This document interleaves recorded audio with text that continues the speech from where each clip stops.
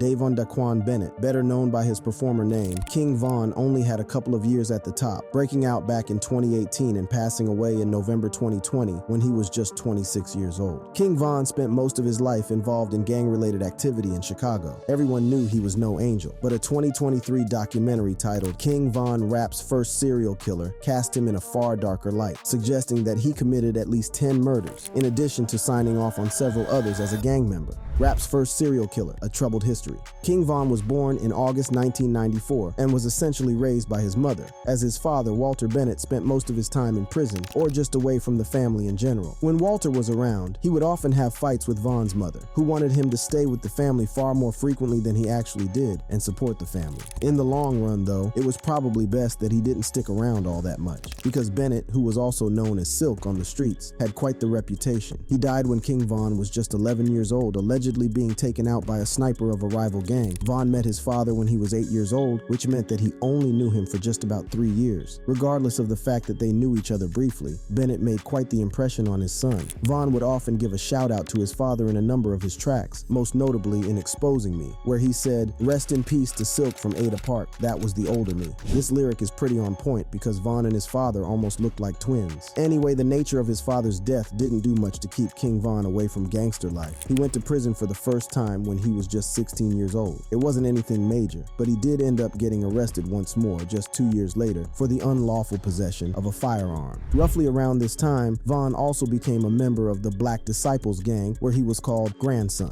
He got the name because other gang members believed he shared a lot of similarities with David Barksdale, who was also known as King David and was the founder of the gang. Von and David apparently shared similar demeanors and conducted themselves the same way on the streets as well. At this point, I want to take a moment to talk about the Black Disciples because it is important to remember the kind of people King Von ran with for a large portion of his life. His association with this gang is central to who he was, especially when we're talking about him committing multiple murders. Even though the Black Disciples gained notoriety in the mid-90s, the gang's origins can be traced back to 1966. King David was the chief of a gang called the Devil's Disciples, but when he died in 1974, the overall organization was now called the Black Gangster Disciples. Eventually, management issues led to friction within the gang, leading it to splinter into the Black Disciples and the Gangster Disciples. As I mentioned earlier, the Black Disciples got a lot of attention in 1994, but it was unwanted. Robert Yummy Sandifer was just 11 years old when he joined the gang that year. Yummy unfortunately had a really difficult upbringing with absentee parents and signs of physical abuse, but those signs were unclear. He dropped out of school when he was just 8 years old before being arrested for armed robbery a couple of years later. His psychological examination at the time revealed he was nothing more than a child in desperate need of help. The report said, "Robert is a child growing up without any encouragement and support. He has a sense of failure that has infiltrated almost every aspect of his inner self."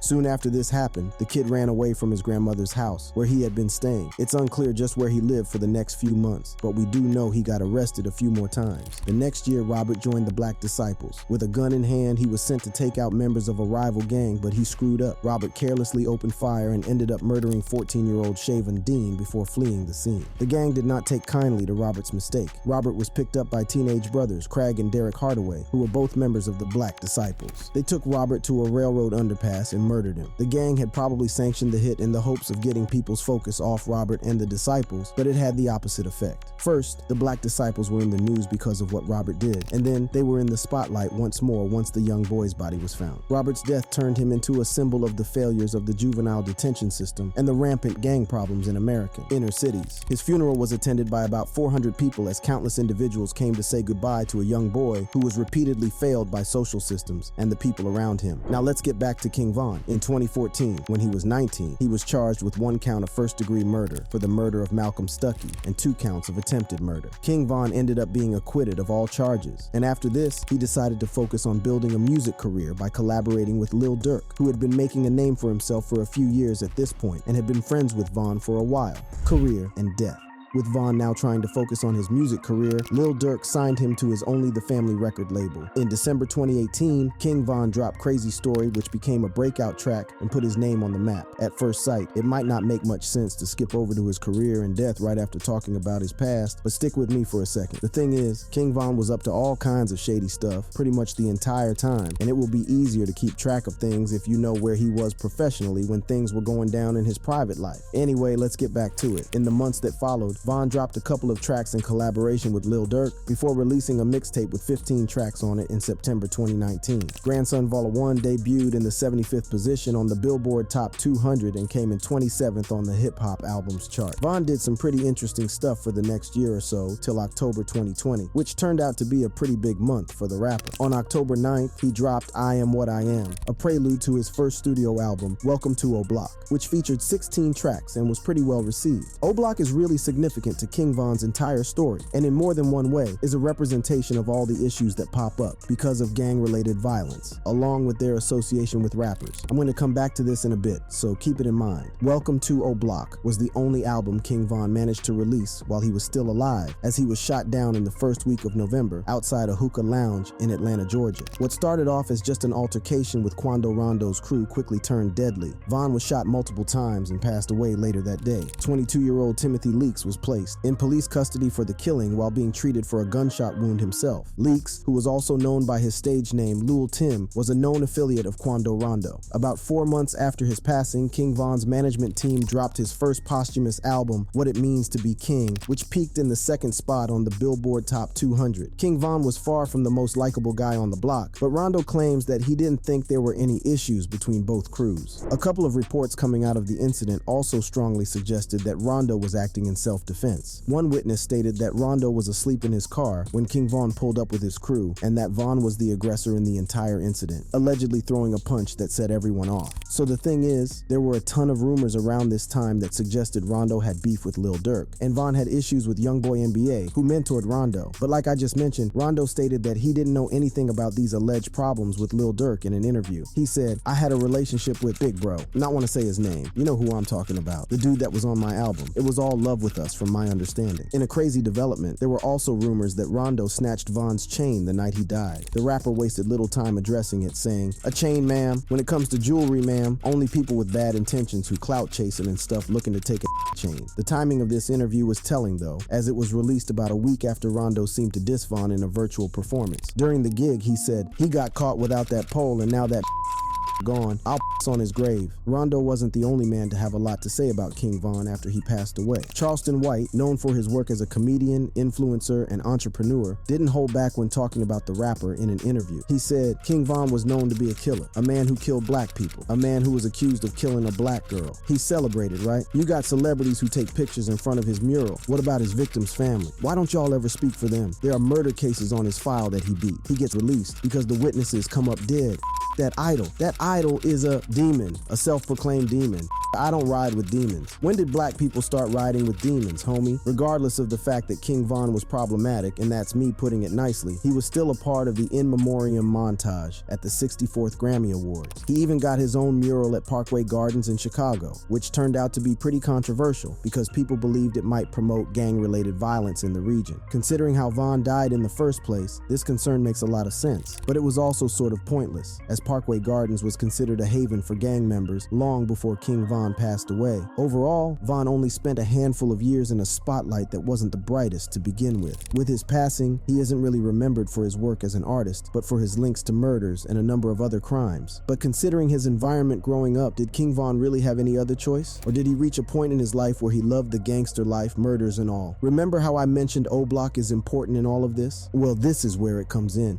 O-Block. The 6,400 block of South Martin Luther King Jr. Drive was considered the most dangerous block in Chicago and has also been home to a number of rappers from the region. It is no surprise that guys like Chief Keef and King Von have dropped references to it more than once in their lyrics. It is better known to everyone as O-Block in honor of O.D. Perry. Perry was shot down by a rival gang member in August 2011. His killer was someone who was going to pop up again in a bit, Gakira Barnes. He was shot down in response to the death of another person who was going to pop up again a little later as well, Shondale Tuka Gregory. Perry was just one of nearly 20 people shot between June 2011 and June 2014. During that 3-year period, 2 people died. None of the shootings led to criminal charges, and not a single weapon was recovered. In honor of his death, fellow gang members renamed the area and called it O-Block. Things got marginally better in the years that followed, but not by much. With social media, gang members weren't just beefing on the streets, and in songs, they were beefing on Twitter as well. O-Block stayed a powder keg, and every gang member in the area remained a match that could burn the whole thing settling down. That reputation earned the region another name, Weech City, because it is wild, insane, and crazy. A cop who walked the block gave some insight into just how wild, insane, and crazy things could get. In an interview, he said, "You can catch a shooting in the rain, the snow, or the sun. The GD's gangster disciples won't go into the McDonald's or the drive-thru because that's BD Black disciples. It's all about territory." Former FLOTUS. Michelle Obama grew up in the area, but according to a reverend who has lived in the region for decades, things were very different back then. He said, "The environment was family-focused. People were working. When you eliminate all those things from a community, men not in the household and education failing, it will be a drastic difference than what the First Lady of the United States and her family experienced. There was a lot going down in O-Block, more than enough for King Von to believe that this sort of life was the only one he could or should have lived. He was pushed over the edge in August 2012 when his friend Whitey, or White White, was murdered while he was waiting for King Von to come out of a store. Von reportedly ran out of the store when he heard gunshots and saw his friend pass away. He tweeted about his friend saying, "White White got killed on my birthday. I just bought that man a pill. He was on my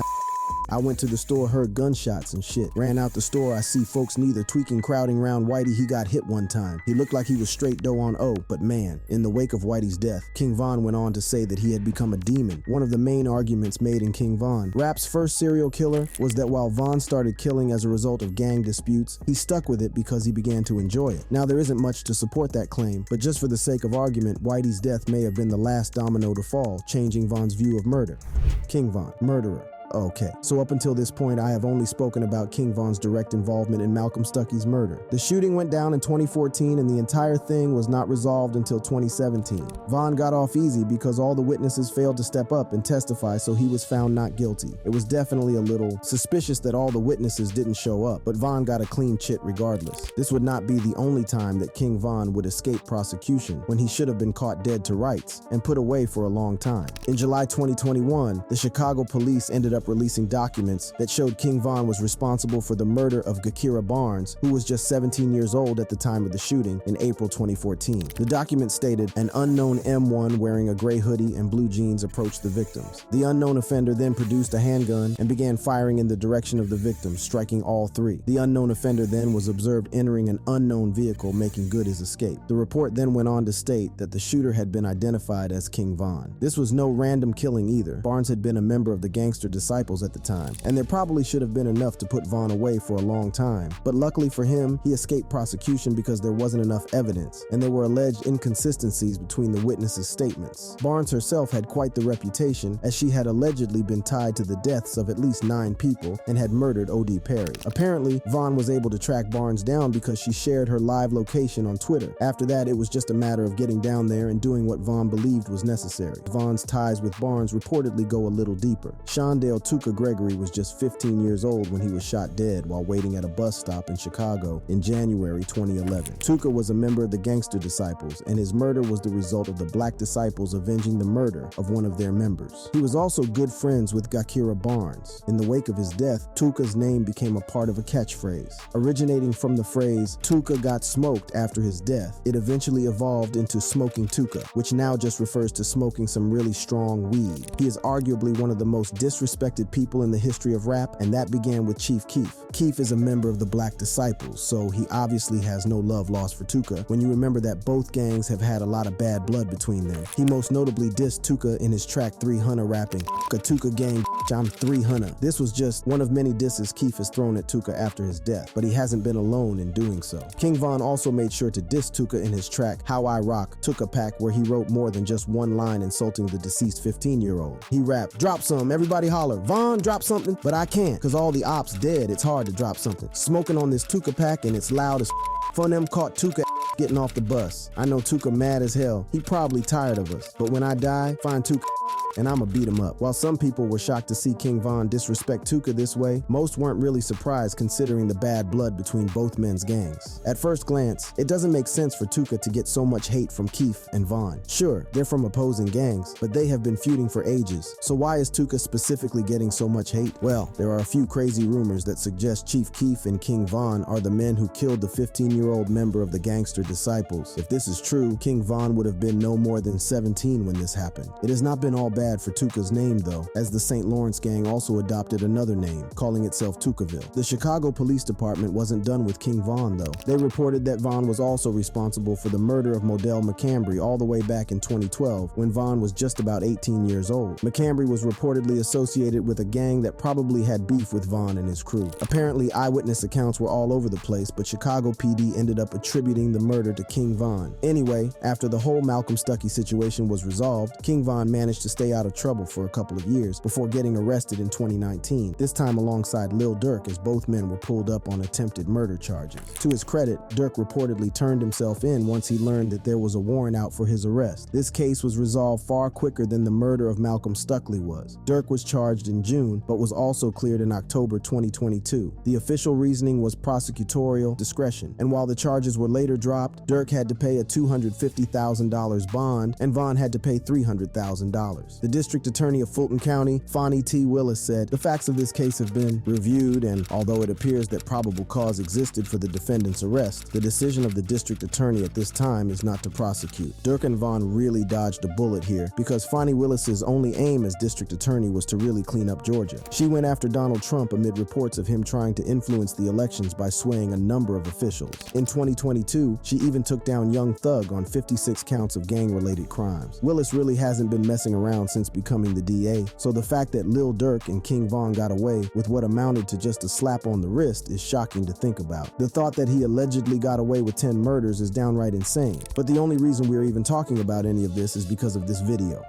Body count. At this point, we already know that King Von was responsible for 4 deaths: Malcolm Stuckey, Gakira Barnes, Modell McCambry, and possibly Shondale Tuca Gregory. When this video was uploaded by Trap Lore Ross on YouTube, that number went up to 10 deaths. The video was divisive, to say the least, with more than a few people calling Ross out for holes in his research, while others criticized him for comparing Von to Jeffrey Dahmer, a convicted serial killer. It is a technicality, but Von was never convicted for any of these murders, so calling him a serial killer feels misleading. Regardless, his hands are far from clean. He was linked to the murder of Dirty Rel, who died less than a day before Von's friend. This puts Whitey's death in a whole new light because he was not a victim of random gang violence. His death was a direct consequence of King Von's actions. This isn't the only murder linked to someone else who crossed paths with Von. In March 2014, Lil Mark was stopped at a bus stand by King Von and 2 of his associates. He attempted to make a run for it, but was shot at 8 times. 2 of those bullets hit him in the head, killing him immediately. Now it is unclear if King Von actually did the shooting or if it was his associates, but he was definitely involved in the murder. It was also pre-planned for sure, because guess who was Lil Mark's brother? Shondale Tuca Gregory. Skipping forward a few years, one man was killed at a house party in southwest Atlanta. That man was Tariq Lavatt, who died at the age of 27. There are no clear links that suggest King Von murdered him, but there are a couple of things worth mentioning. Firstly, Lavatt's cousin came out and essentially said that Von was the murderer. The second thing is a little more complicated and doesn't have much in terms of real evidence. The suggestion is that Tariq beat up one of Von's homies, so Von stepped in with his crew in retaliation and murdered Lavatt. This is a rumor at best and is usually reserved for Reddit threads about the rap game. So, do you remember King Von's involvement in the murder of Modell McCambry back in 2012? Well, there's a very real possibility that it was a twofer, at least according to Reddit, with P5 being murdered in the same month as well. P5's brother and cousin claimed that King Von was behind it all, and the fact that Von dropped a bunch of really suspicious tweets around this time shows that he was definitely involved in some capacity. This is what Von had to say on Twitter a day after P5's death. "Damn, I'm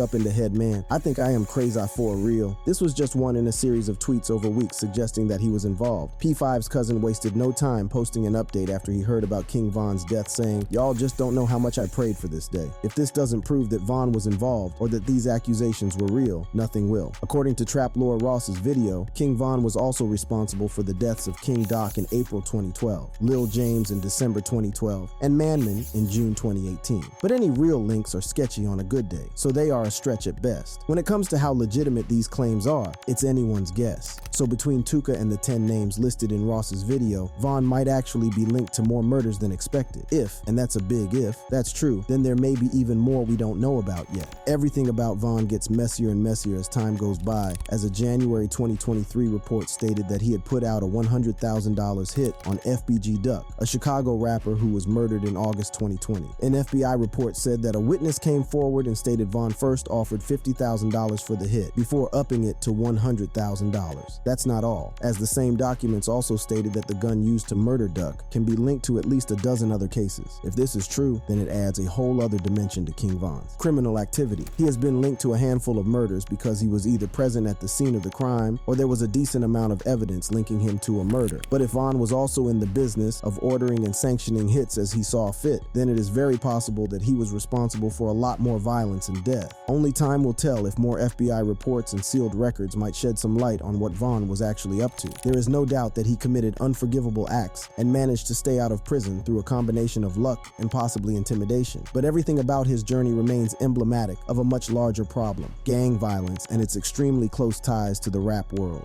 Vaughn lived in a world where there was nothing beyond his crew, and for all his talent, it was ultimately his undoing as well. The Ross YouTube video may have received a lot of criticism and remains divisive after being deplatformed and re-uploaded with edits, but it did one thing for sure. For the casual listener, King Von was an unfortunate case of another rapper who died as a result of gang-related violence. But this video scratched the surface of the man behind the artist and aired out all his dirty laundry. Sure, it has a ton of issues, however. It has highlighted an undeniable part of Von's legacy, for better or worse. But at the end of the day, he killed people and lived a life that played a massive role in his untimely death. And that's our video. If you enjoyed it, check one of these out too. I'll catch you in the next one. Peace.